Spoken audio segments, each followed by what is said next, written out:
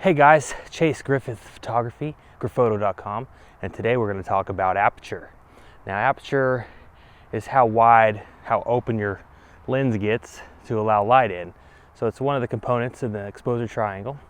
And so changing your aperture will affect in turn the other settings in your camera, such as shutter speed or ISO.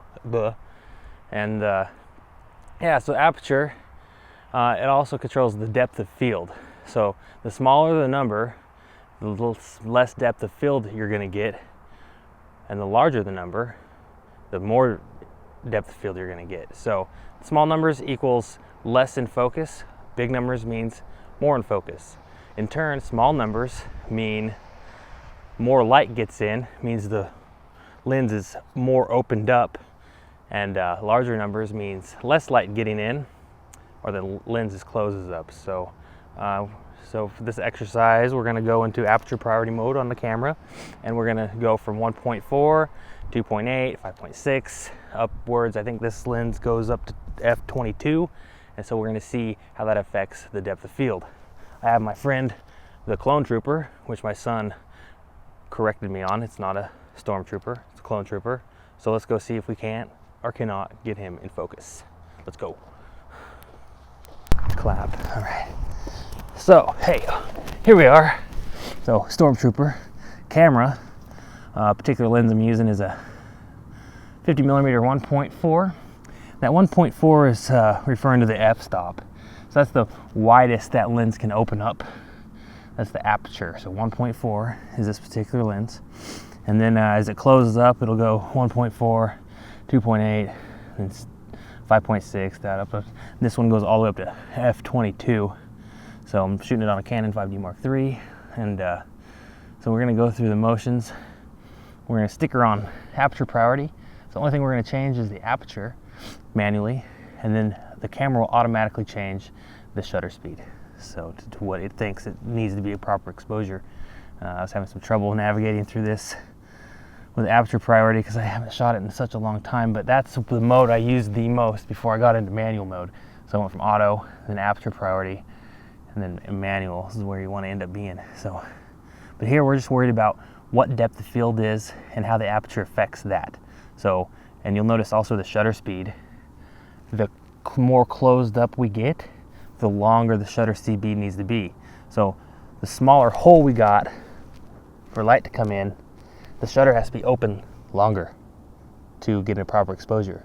The bigger hole we got to get light in, the shutter doesn't need to be open as long. So it's good, the wider you can get, the more lower light situations you're going to be able to be in.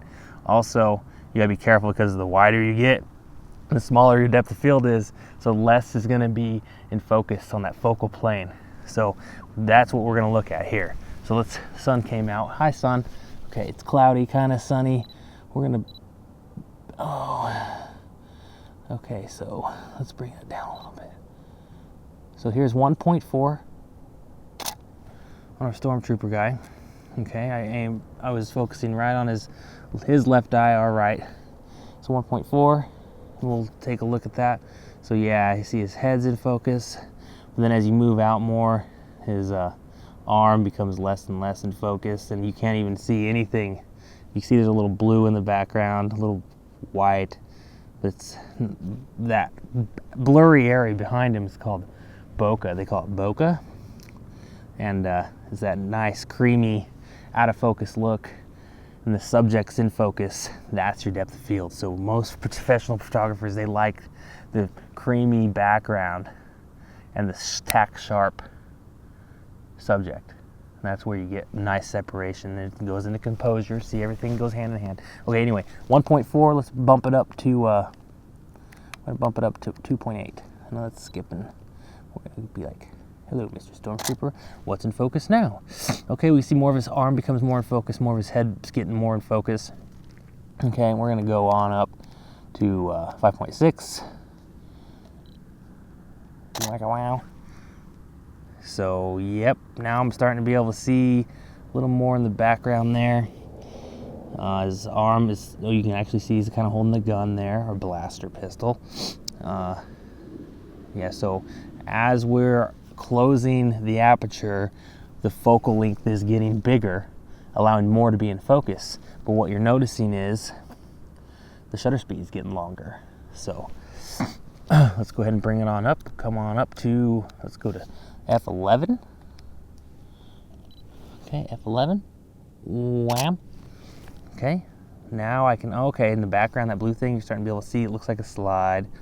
I got a little Dutch angle going on there. Dutch angles are never okay, but we're just not focusing on that right now. Let's look at the aperture. So now F11, let's just go ahead and go all the way.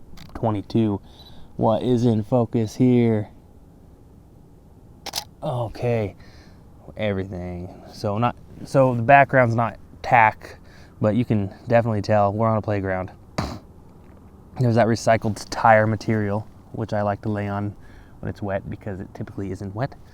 And the trees in the background, you see the sky, and the whole clone trooper is in focus there. So, but what was our shutter speed on that last one? 60th of a second, right? So it went from, how much was it on 1.4? It was, wow, my camera's reading 1/8,000th, but I don't feel like it can be right. 1/8,000th of a second to 1/60th of a second. We'll confirm that 1.4 aperture shutter speed connection there in Lightroom. But so yeah, it's interesting to see.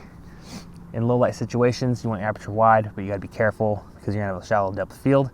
Try to always focus on the eye of the subject. And until next time, Chase Griffith Photography, grifpphoto.com. Thanks for watching, and we'll see you around.